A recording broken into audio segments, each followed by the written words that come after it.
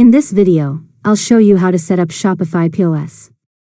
Start by signing into your Shopify admin dashboard. From the left menu, go to Point of Sale and review your POS settings.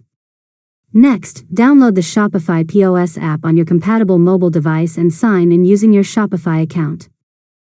After that, choose the location where you'll be selling and make sure your products are available at that location.